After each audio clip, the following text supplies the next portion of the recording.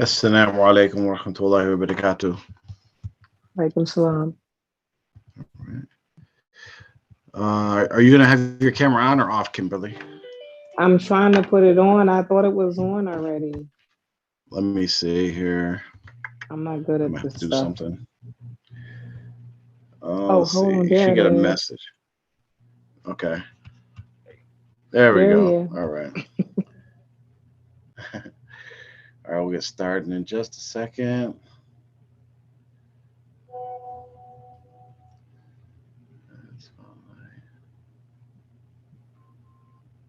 Okay.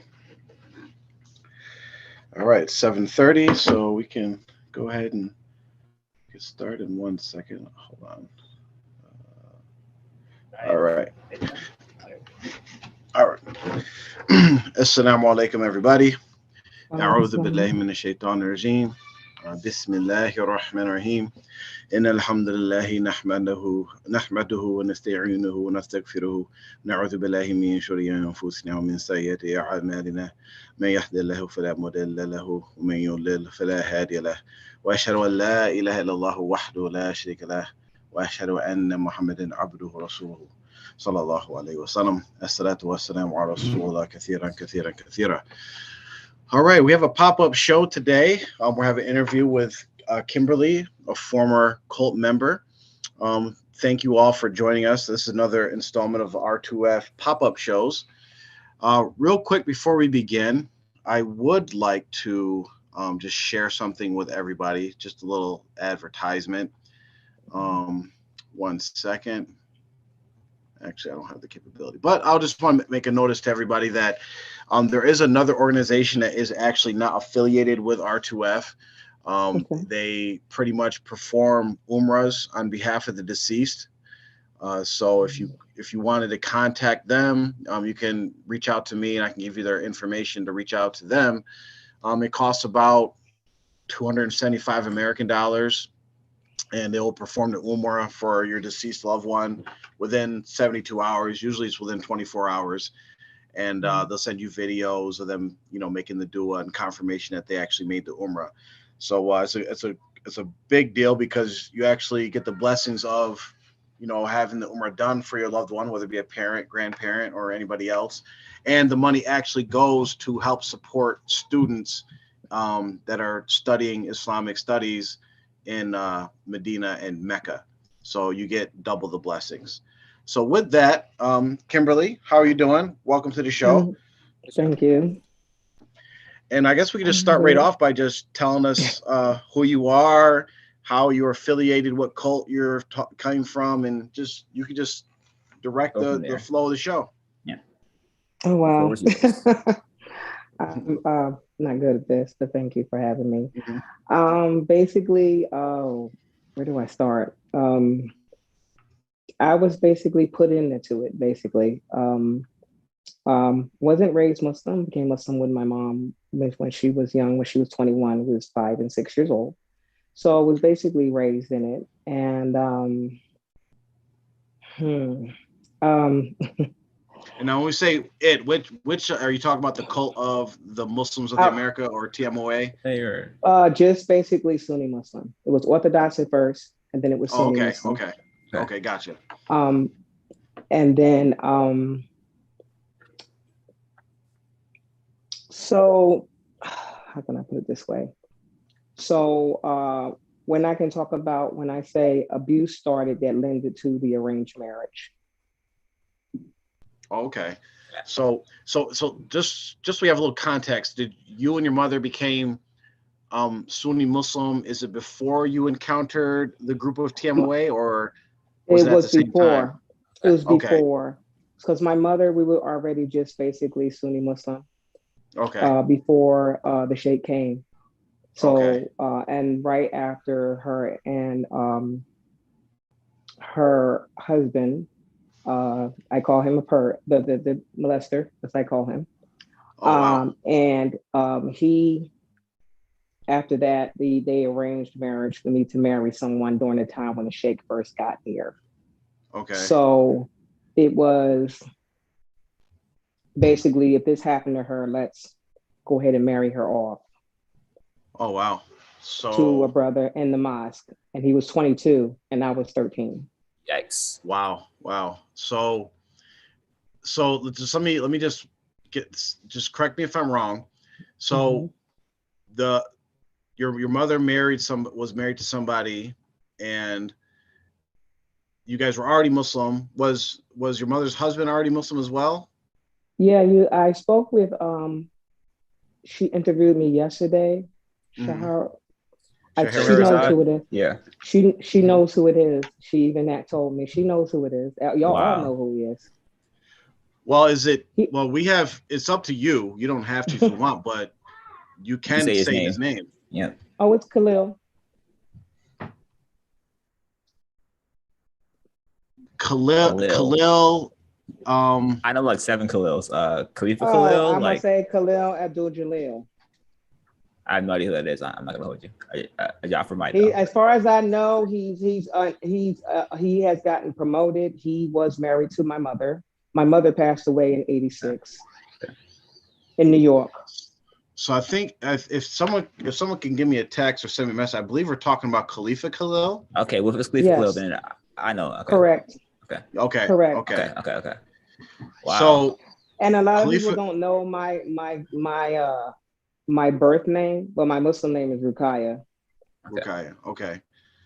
So Khalifa Khalil, when he was married to your mother and he was molesting you, what age did he start molesting you, if you don't mind me asking? My counselor, because I had to have a lot of counseling, my counselor, and basically, I guess I blacked it out.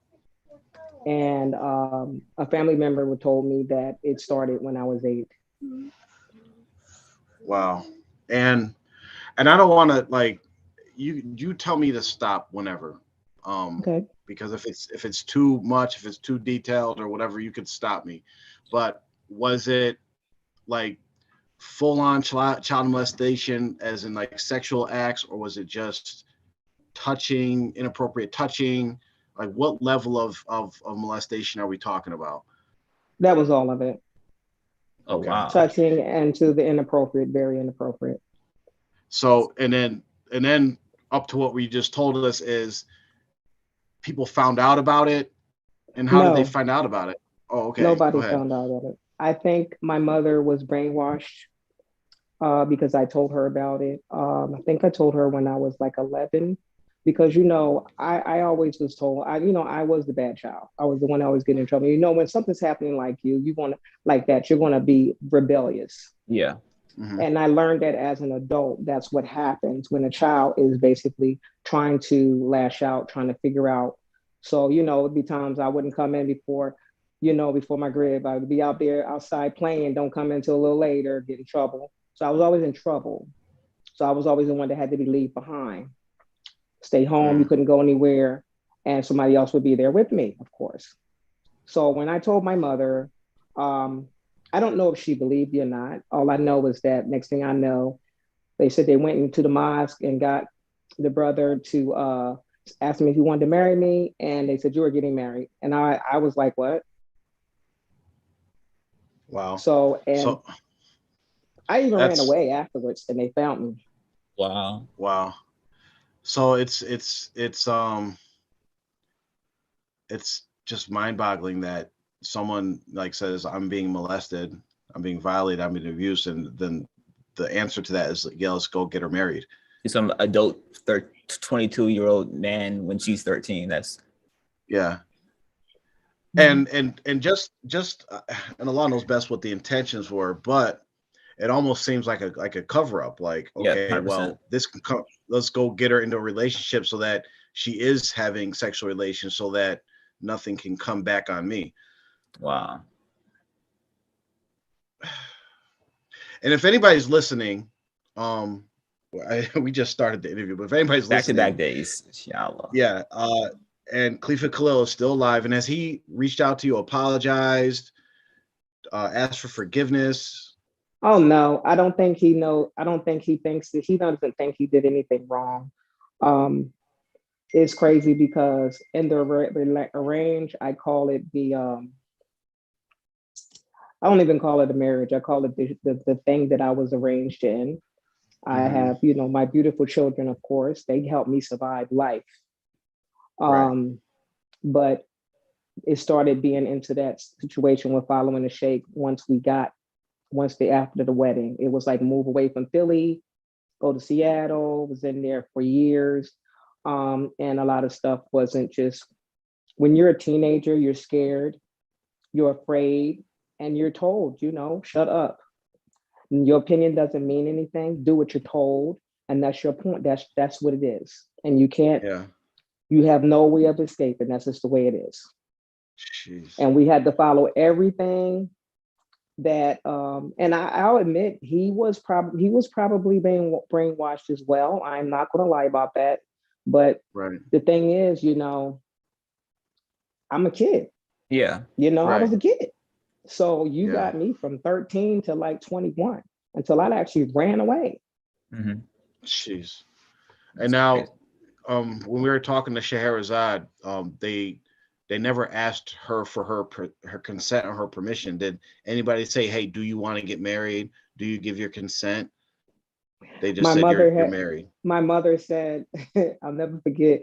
I don't know if any of y'all, and Scheherazade, her husband knows me. He knows my mother. He knows the person that they arranged. Everybody knows him because he's made a reputation in the community of a lot of people that don't mess with him. Let's put it that way. Right. Okay. So they all know him, and they know she know. Right. And I remember the mosque when we was all of it, and everybody was like all upset. He told me that everybody was mad at him because how dare he, say he's going to marry me and I'm only a kid and he should marry someone his own age. And I remember my mom said, you have to say something. And all I was doing, sitting there crying. I was just crying. I could not, I was crying uncontrollably.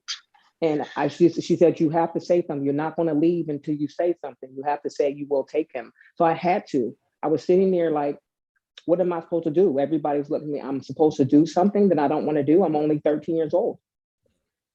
Wow. So basically, you're under compulsion. They got you to marry a grown man. And yep. And if you don't mind, I don't know if it's up to you again. Do you want to say who the man's name is? No, he knows. I know you have kids and stuff, so that's up. I mean, like you could leave that out. That's fine. Like, no, not that's to put you fine. or anything. Okay, that's fine. Fair enough. But he don't think he did anything wrong either, so it's okay. Really? Oh, okay.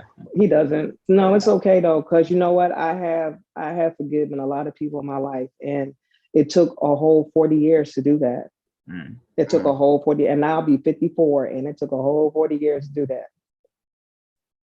that. Okay. So we just got clarification in the chat. So it's not Khalifa Khalil. Oh, okay. It's brother Khalil from upstate New York. He's Puerto Rican brother that lives in New York.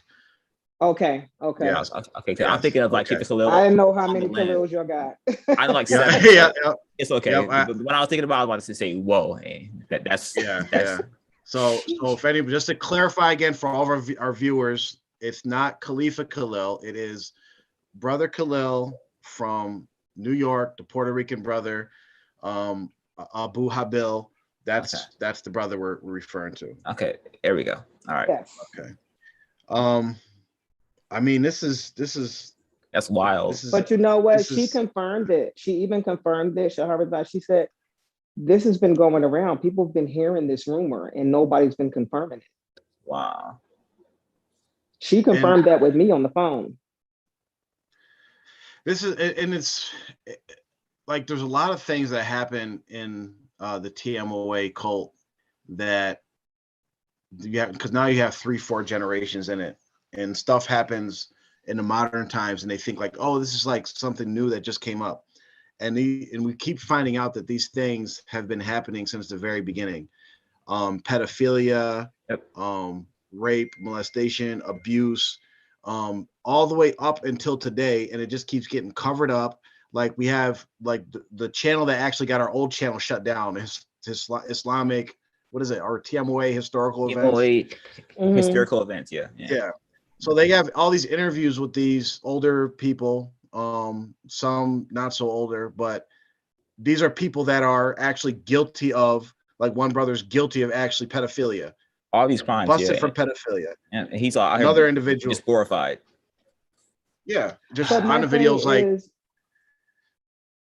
I don't understand. My thing is, okay, so what are they doing? Because I understand, that, God's going to get you. I got it. He's going to get you. You think you're getting away with it. I got it. I want to see people arrested.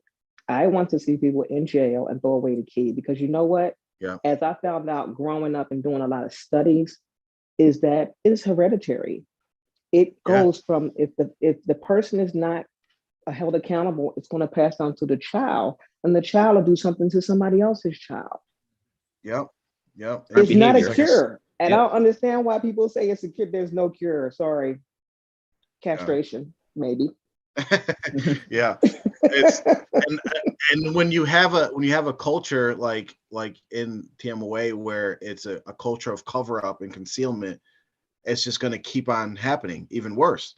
And I'm not going to go into like the brother Khalil's family, but I see signs of whatever was going on continuing down through the generations. I heard that. Yeah, I heard those. Yep, I heard it. I heard about those as well. It's crazy. I've been hearing stuff through the years, because I still have friends that's basically, I know, that has family that's still in the Tmoa.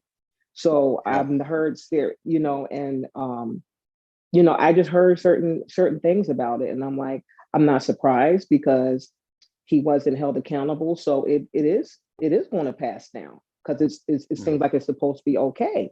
And that reminds me of the same thing as and they're like the churches, like the priests. Instead of them taking care of it, they go and move them to a different church. To me, it's the 100%. Same thing. It's the same thing. Exactly. And it's an epidemic in Tmoa of just nonstop abuse. Like it's so. Just to get some more information on your story. So like you were married for 8 years, and then you left. 10 years. 10 years. 10 years. And it was almost 10 years. Yeah. Okay. And did the reason you left? So when you left your marriage, did you also leave the group as well? I left everything. I left the arranged marriages because I was afraid, and I was scared. And I was afraid of him. And I didn't understand how you can be with someone that you were afraid of. The life I always compared my life to was the color purple. Okay. Because the difference was he didn't put his hands on me. But you can do a lot harm with someone's, as a teenager, their mind, their security, everything. You can tear them down to nothing. And I can say that I was at least a 14-year-old girl for like years after I left, because I didn't know nothing. Even though I was in my 20s, I was still immature here, because I wasn't taught anything. My mother passed away when I was 16.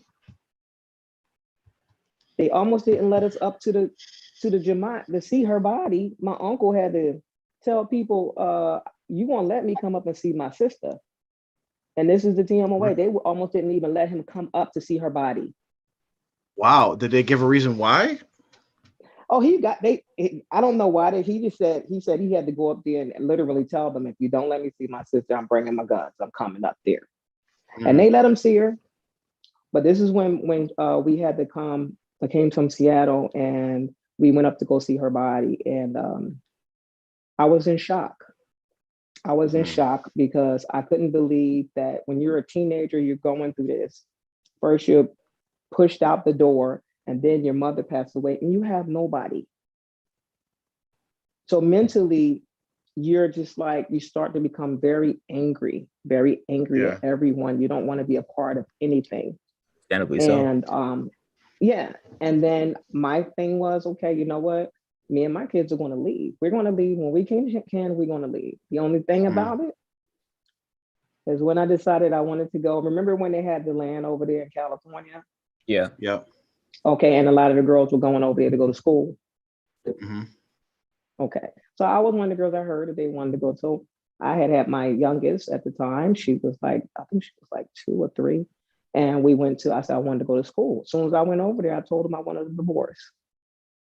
And they were like, why? I said, because I'm scared of him and I don't love him. I don't want to be with him. I never have. It's not growing on me.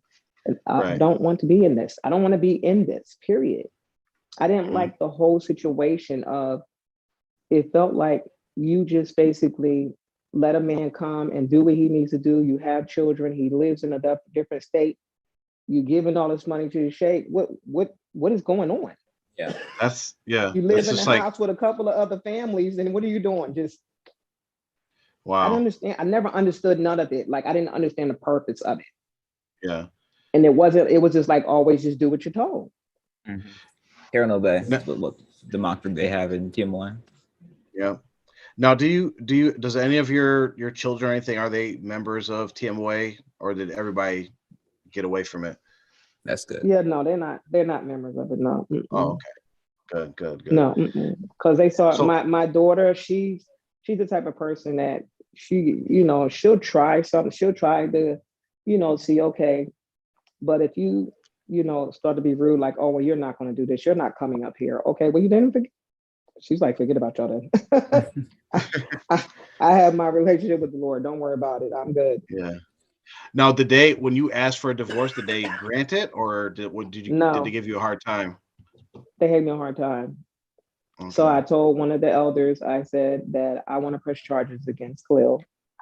And she said, well, is your word against his? Well, yeah, a little bit more than that, but I mean. And I said, I want a divorce. And she said, why? He takes care of you. Because I'm scared of him, and I can't do it. I'm done. And so I remember, what did I do?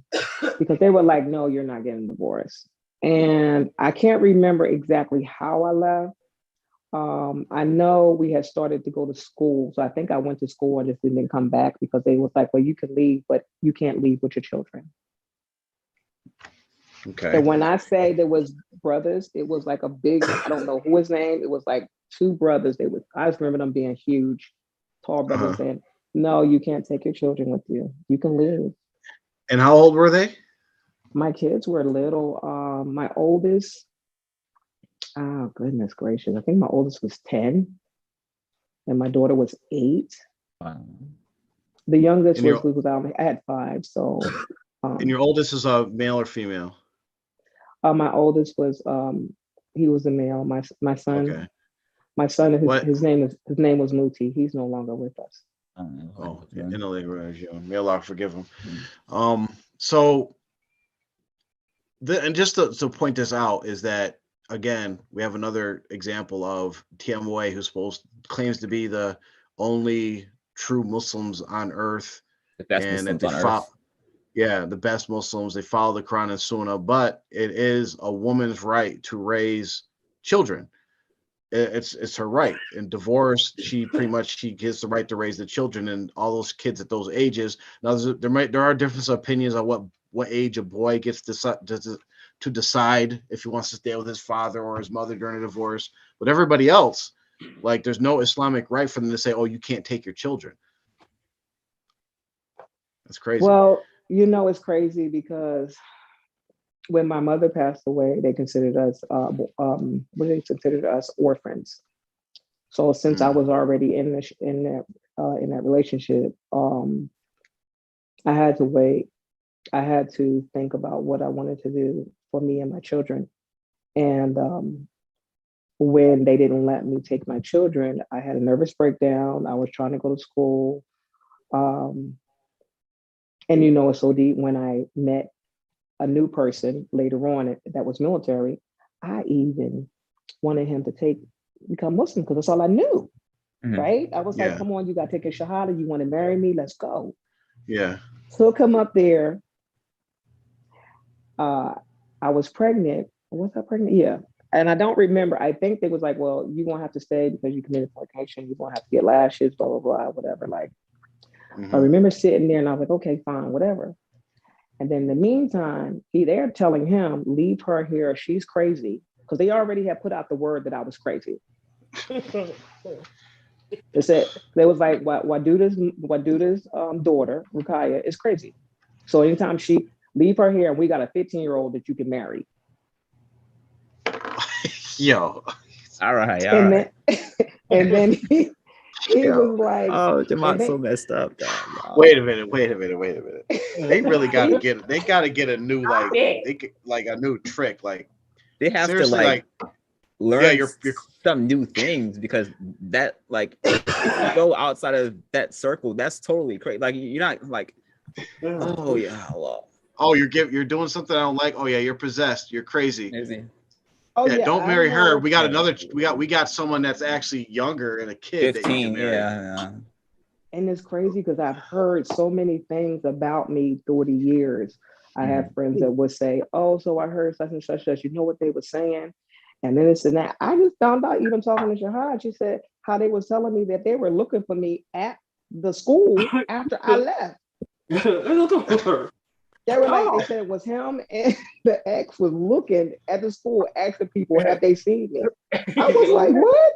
Oh my God. That part I didn't know. So, I didn't know that at all. That right there is like, so for all the people in Tmoa, it's like, oh, you could just leave. Anybody could leave whenever they want to. This is stereotypical cult behavior. You're harassing people, stalking people because they decided to leave you. Like this is stereotypical cult behavior. And just to kind of bring, because this is a lot what we're being hit with right now, is that I know it's only about half an hour.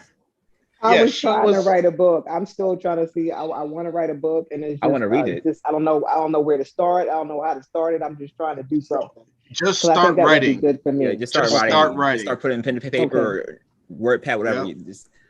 Okay. Oh God. Because really, in reality, just for everybody that's speaking out and coming together and realizing the falsehood of what we've all been through, when the media finally notices what a whole 3-4 generations of African American Muslims have been through, this story is going to blow up. There's going to be Netflix documentaries. There's going to be one after another. So like, start getting your story down, writing it out, and then it also helps for your kids and your family to see and know what went on. We got to preserve this thing so we can protect others. And know what not to do in the future, because like if this comes around again, you don't want to have to happen to anyone again. So. And that's the thing. My goal had always been that I want people to understand. I want other children to understand that no matter who you with, whatever religion, it doesn't matter. If somebody touch you, you tell somebody. If they don't listen, tell somebody else. You keep telling somebody to get out of that situation, because when you don't have nobody that's going to help you, like I had nobody that was going to help me, and it's like, even when you left, people was turning their backs on you. People were kids your age that was in the community. They were jealous in the Tmoa way. They were jealous, and they were like, "Oh, because you're married." And this was like, I don't want this. Like, what are you talking about? I have no mother. I have no, I'm alone here. Only thing that saved me is my children. My children is keeping me sane right now, Yeah. And so it was just like, it's like these kids, they're so precious. And my thing is just, I just want to be an advocate for children, because it's like, it doesn't make any sense why they have to keep going through this and why it's not more exposure to these pedophiles. I think one thing that's happened, at no credit to Tmoa, just the credit to the times, is that child abuse, pedophilia, and that stuff is such high alert nowadays that they have at least resisted, marrying 12 and 13-year-old girls off to people. I heard they changed it. Yeah, I heard that. But I mean, well, I guess the only exception would be, I mean, if he's passed away now, but the Sheikh was marrying 15-year-olds, 16-year-olds when he's 60, 70, 80 years old. His son also just tried recently to force someone to marry him who's underage. He's already married with kids and stuff. Exactly. So like basically the age might have moved up a few years, especially for the people that are in power. But I mean, goodness gracious, like I'm still trying to process exactly what you've been through, and just for you to be here and be able to speak about it, Facts. Like, Takes courage and strength, all that yeah, mental fortitude yeah. to live that again and It's speak on it. because like you at the age of beginning of 8, 4 or 5 years, you were molested by your stepfather, and then when you come out and try to get help, they marry you off to somebody at 13 years old, to a grown man. 10 years older. And then 3 years later, your mother passes away. Then, you know, you're having kids already. Like you're a kid and you're having kids. Yep. Like literally, like you're a kid and you're having kids. Your childhood is totally stolen away from you. From 8 years old, like you are not a child anymore. Like you have no childhood. By the time you're a teenager, you are already having kids of your own. And then when you're like, you finally get the strength and like, okay, I'm done with this. I'm out of here. You go to somebody that's supposed to be a leader in TMOA, and they just say, well, it's your word versus theirs. Yep. That's crazy. Like, and then you get separated. There's, stalk you, slander you. Like, oh yeah, and, I didn't care. Everybody, I didn't care. I was telling her last night. When she was interviewing me, and I said, "Listen, I don't care what anybody say because I didn't care. I think it all messed up my children. My son, he was messed up. It affected him a lot. It affected him a lot because he was my heart, you know. And when he died, he was 23, and in Philadelphia. So, you know, it's like he struggled through the whole time because all they knew was me. You understand what I'm saying? So when you try to separate children, even though I saw them again 3 years later, you know, they came to me, and I wind up having a few them stay with me until they was adults and stuff like that. But it was just like, I think that we all should have basically was able to get some type of counseling, some type of something. Don't get me wrong. I do pray a lot. I'm very spiritual. I've been to many places. I've been to churches. I've been to, I have all kinds of stuff that I listen to. I still listen to my duas and stuff like that on the app, basically. Right. And it's just trying to keep my mind sane, you know. I have a good relationship with my children. I have a good relationship with them now, because before it was hard because they turn your children against you. 100%. Yep. They go, oh, your mother was this and your mother was that, and she didn't want you. You know, they try to turn your kids against you. Jeez. So it's like, you know. So they did separate you from your kids, and it was for 3 years? Oh, yeah. So they followed what he said. So they said, well, their father said, you cannot leave with your children. So, and at that time, you know, he was a big thing there. He was a big thing in there, you know. That's basically what it was. Yeah. Like I said, you do what you're told, and you can't do nothing about it. It is what it is. And if they say something, it's being it is, basically. Right. So like now, do you have a good relationship? Have you like the kids understand now what has happened and what you went through, or is it still a work in progress? My oldest daughter is the one that sent me your show when I first. Okay, alhamdulillah. She said, Mom, listen, look at this. And I was like, did you watch the whole thing? It's over an hour. Watch the whole thing. And I was like, what? So yeah, she's with me because she still have friends, you know, that has family associated with them. And we know that some of them that was trying to get closer to the sheikh by marrying their child into the family and stuff. We know all about that. Yep. You know, certain things I know all about that. You know, one of my close friends, she was her mother, you know, is in it and stuff, and most of her family's in it. She's not, but yeah. So I know a lot of stuff, you know. That's why I started learning stuff about the brother that wrote the book years ago, and it's online. Oh, that was me. That was him. Yeah. That was you? Yes, that's him. 6 years? Was that you? Yep. Oh my God. Yeah. You know, I didn't even finish reading that book because I was like, what? No, it's long. She was Yeah, like, I don't blame you. I haven't even started that book at all, nor do I plan to, Joshua. No offense. No, don't. I know you, so it's fine. she said, you gotta read the whole thing. I said, girl, I'm gonna be up all night trying to read. That was online trying to read it. I was like, what? She said, yeah. Alhamdulillah. Mm-hmm. So I've been hearing certain things and stuff, you know. It's just that the fact that people think that you're supposed to just like get over it. Yeah. Oh, you're supposed to get over it. It happened to you a long time ago. People don't understand that abuse stays with you. That trauma, yep. It's trauma. It stays with you. All you do is just basically try to get a good counselor, try to talk about it.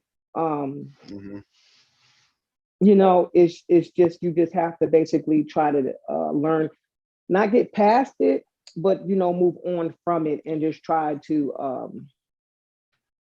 ask God to help you. You know, just stay strong.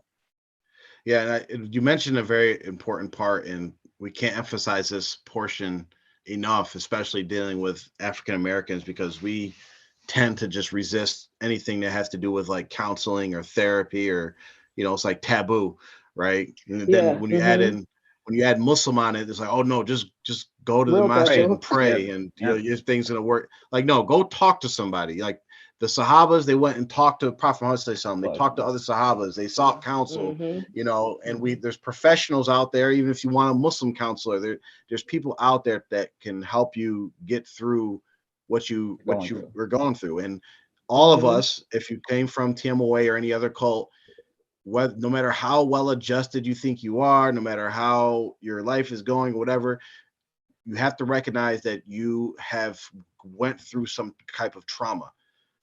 You know, and you have to recognize that, and you know, everybody handles it different, but don't be afraid to just reach out and say, hey, I need to talk to somebody. It works so well. Definitely. That's one of the things that I've always said about R2F as a whole, is that it's sort of like one big giant group therapy session. And like, because everyone kind of went through similar experiences inside of the cult. So you're able to at least share that, because you can't really like tell these stories to other people, and they're just like, oh yeah, this is normal for us because we know about it. So it's good to be able to you know, share stories with people that it happened to as well, understand it. So I got a question, and you could feel free to say you don't want to talk about this, or you know, anything we don't want to answer or don't talk about, just tell us, because it's no big deal. This is like this is your show. So are you Muslim now? I was raised Muslim. They say that you're always a Muslim. I just believe in God. I still believe, you know, because I know, you know, I just believe in God. I'm spiritual. Okay. You know, I know these are the last days. There's a lot of things going on in the world and changing, a lot of signs everywhere, things you need to do. I know. But I know that me personally, everybody has to answer to him themselves by yourself. You're not gonna be in front of nobody. So I just believe in God. No, I'm not saying that it's a wrong religion. No, I'm not at all. Right. I think Christianity is real close. And that's where I'm stuck. Okay. So I tell people that all the time because I wasn't explained that. So me and my best friend, I think he's Muslim. he knows a lot about the Muslim cult. He's one of the friends that actually helped me survive in my 30s. Like, it was really, really teaching me how to be a woman, teaching me how to respect myself.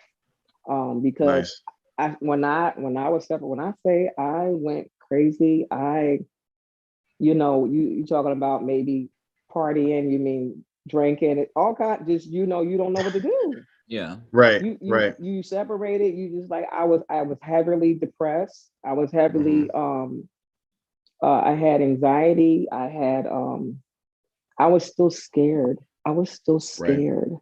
Even in my 30s, I was still scared. I was afraid that person that I was with I would pop up and see that person. I couldn't see that person for a long time.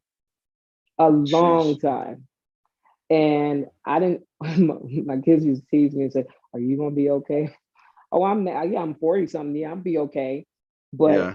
that person, I swear it would took a long time. It's like when you getting ready, you know how I remember when you was getting ready, you did something wrong and you messed up, then it's like, oh, with the belt, Yeah. and your stomach hurt, Yeah. and you're like Yeah. sitting there like, well, I'm not going to do it. Okay. And that's how you feel. You feel Yeah. like you're so scared you can't eat nothing. And that's how it felt all those years. It felt all those years that I couldn't do nothing. And I used to joke with my friend about it. I said, no wonder I was skinny after I had all I couldn't eat no food. Terrified, yeah.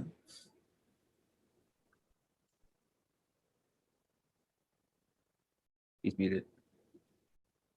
You moved it? You Sorry about muted? that. Again, I got a sick youngin here, so he's needs some Aw. attention.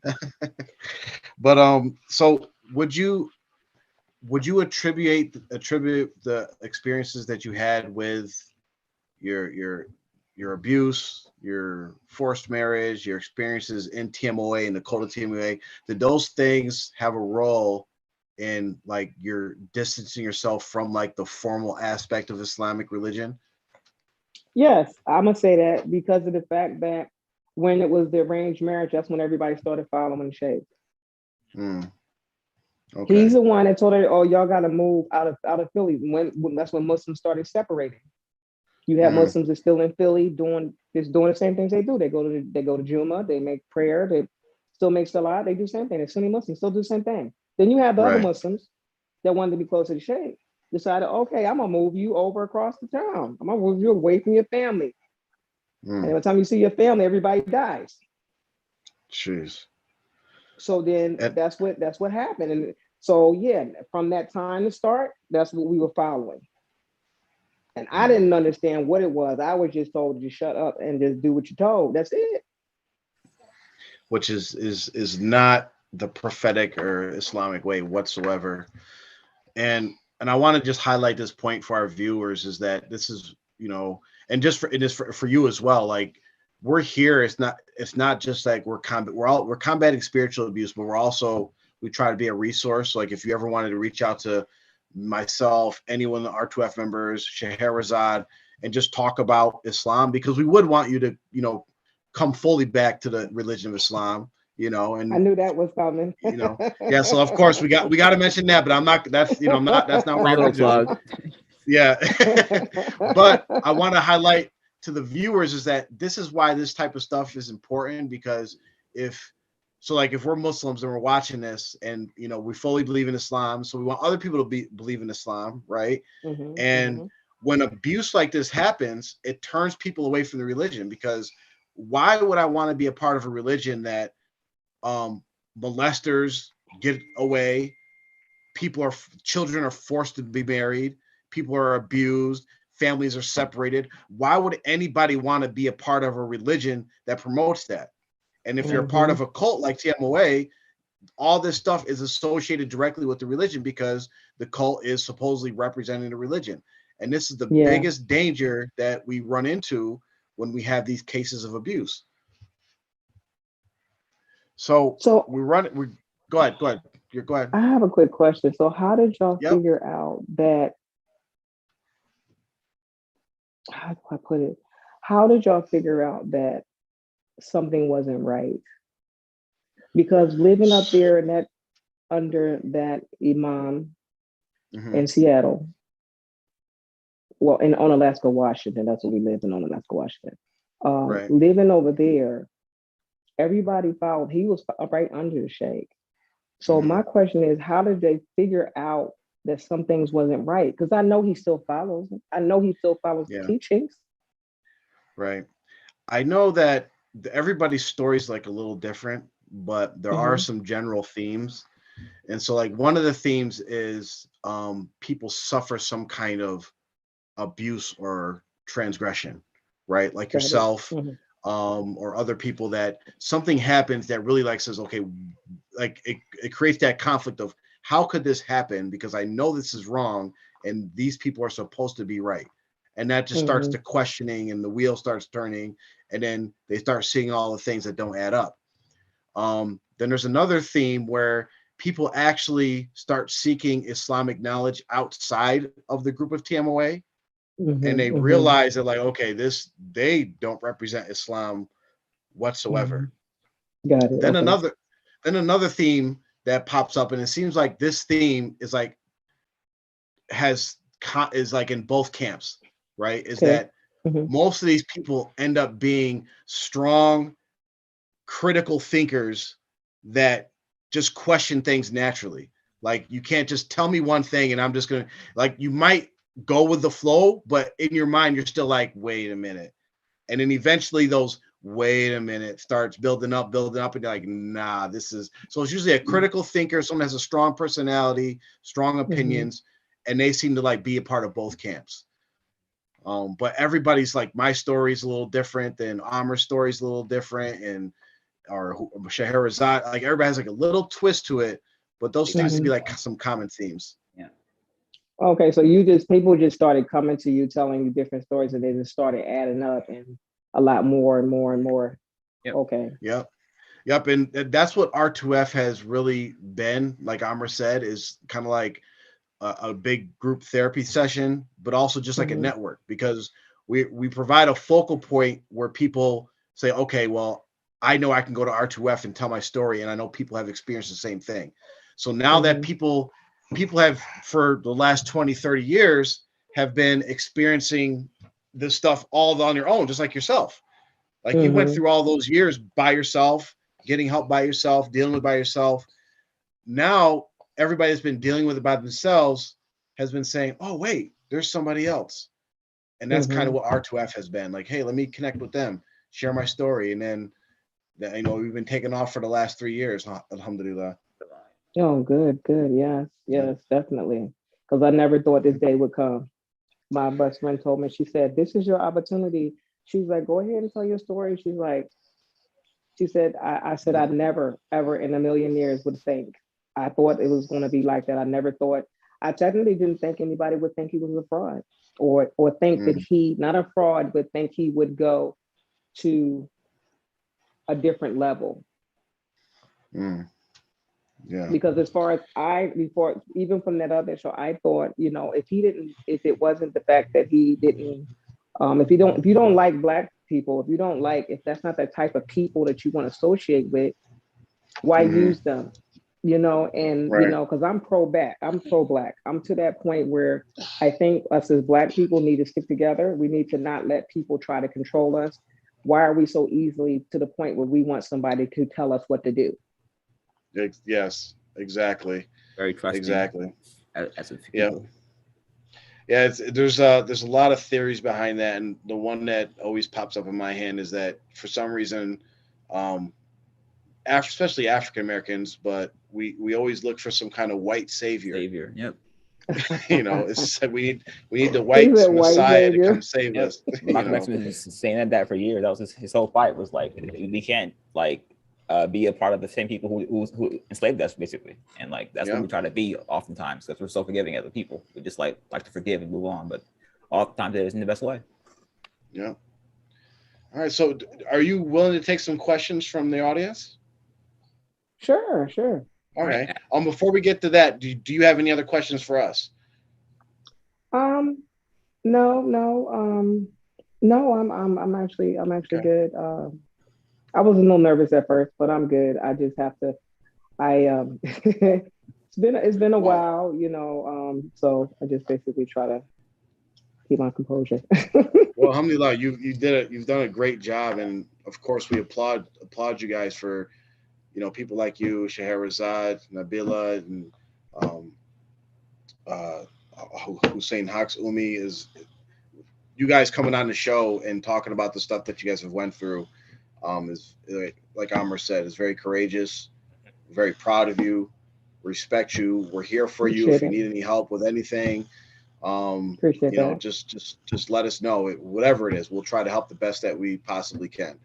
You know, and again, we applaud you. And you telling your story is going to help so many people that you're not even going to count. You know, we got to or mainly me, because people seem to message me. I get so many messages of, oh, thanks so and so for that, help wake me up, it helped guide my life, and I get so many that I don't even have time to like forward them on to like, hey, this is what so and so said. Yeah. Oh, okay. But yeah. So you're really helping a lot, and what you're doing is really it's really honorable. Mm-hmm. I So hope do we have so. any questions? Oh, go ahead. I Sorry. really hope so, because I want the kids, you know, children or adult girls and boys. If you're going through it, tell somebody. If it's happening to the mom or dad, leave. Leave with the clothes on your back. Take your kids and leave. Because it should not be. I mean, you know, I always said if anything happened with my, God forbid, my granddaughter, my daughter, I'm gonna take care of her because my daughter's gonna be in jail. That's just the way it is. That's what's gonna happen. You know. Yep. You know, some things you just know. You know. Yeah. It's just that sometimes people are afraid, and it is easier said than done, but it does take you time. It does take time to figure out, okay, this is what you're going to do. Because I prayed before I left. I was like, you know what, Lord? I was like, please help me get strength to do this, because I have to do this. Yeah. It's a good thing you did, because if you didn't, Alano's best were, I thought about that before. I was like, I don't know, man. I'd be a basket case, probably. I think so. Yep. All right. So, do we have any questions, Amr? Then from the chat. Yes, we do have a few questions from the chat. What was your relationship with Jelani like, or if you had one at all, for that matter? No, I've never. I don't remember meeting him. I just remember we had.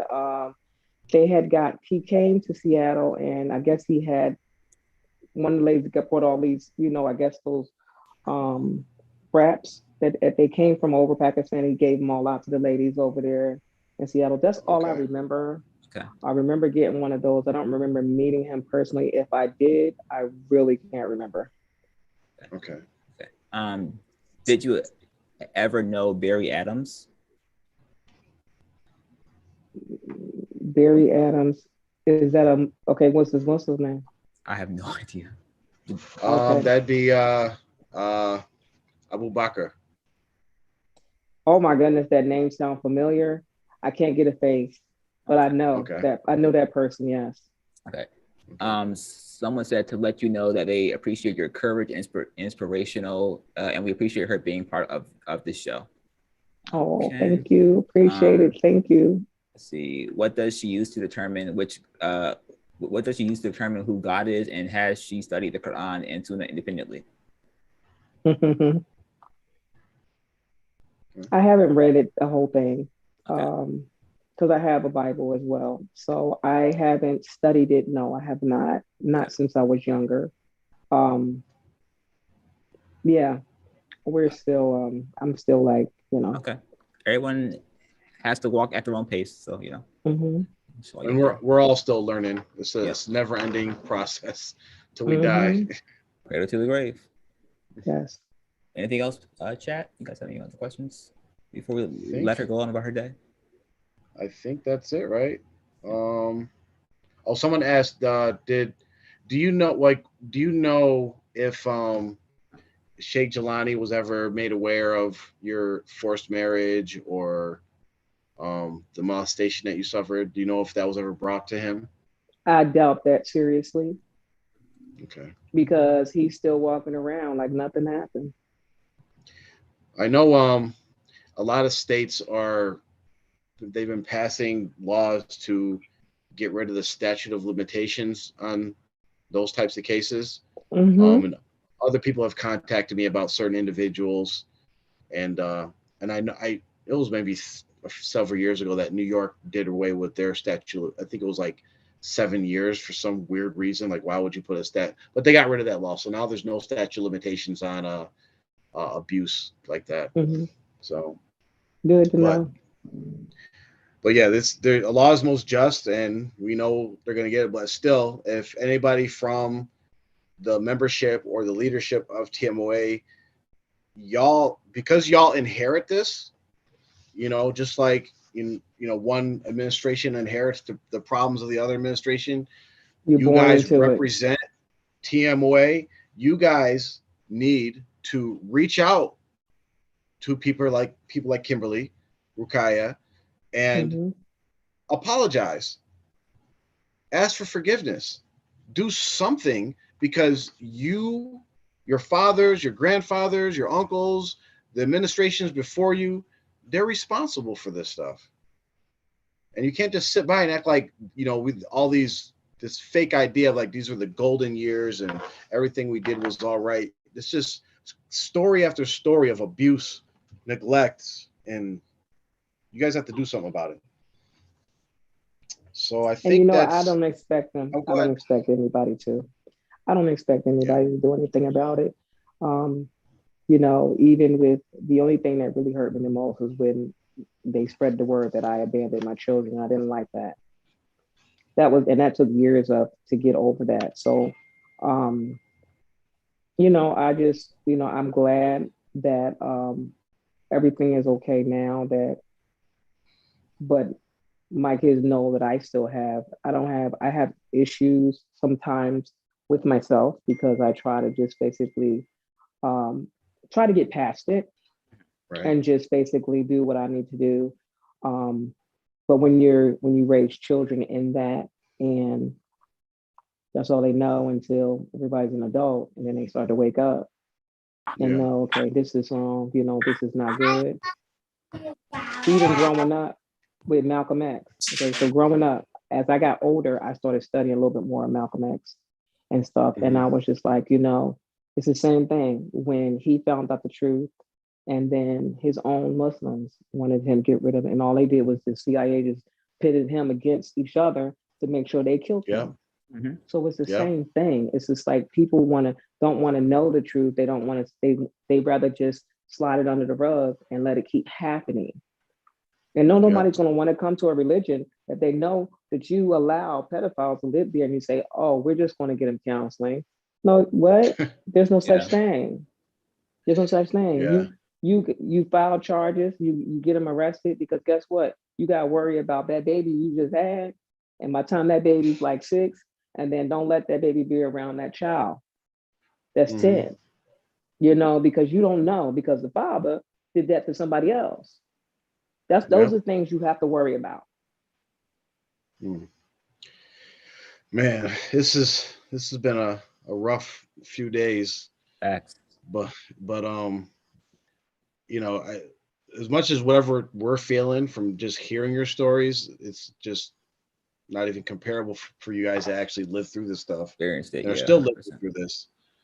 I'm just at a loss for words. And we really appreciate you coming on and sharing your story with us. Well, thank you for having me. Thank you. I appreciate it. And we would like to remain in contact and just. I already told her she could. I told her she could. Okay. Good. Alhamdulillah. She said, she's like, you can join the show. I was like, she said, but they'll have your phone number. I was like, I want people calling me. No, I'm not a nice person when it comes to calls. I'm really not. I tell people, they'll be like, oh my goodness, she has a foul mouth. I'm like, no, don't call my phone. I don't know who you are, but you will. Like, so yeah. Well, we like to create like a network just because like we're kind of just winging it, and just the different experiences that people have. It's good to be able to say, okay, well, you've had a certain experience. Maybe you could talk to this person that had similar experiences, because there's certain things that we're just out of our depth, Makes sense. That makes sense. Yeah. Well, this is usually around the times during the week because I work till 5. Is the times to get me is usually around the times. On the weekends, if you want to do a conference call and talk about a subject, that's fine. The weekends is fine for me. I don't work on the weekends. Okay. But other than that, I told her just she texts me first and then we talk.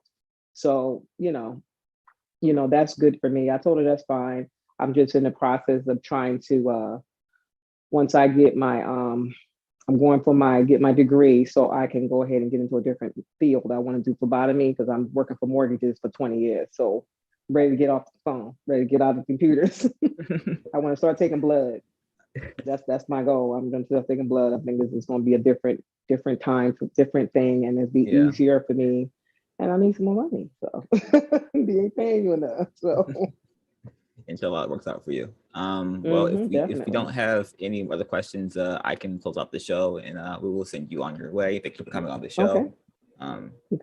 Thank you both. Appreciate it. All right.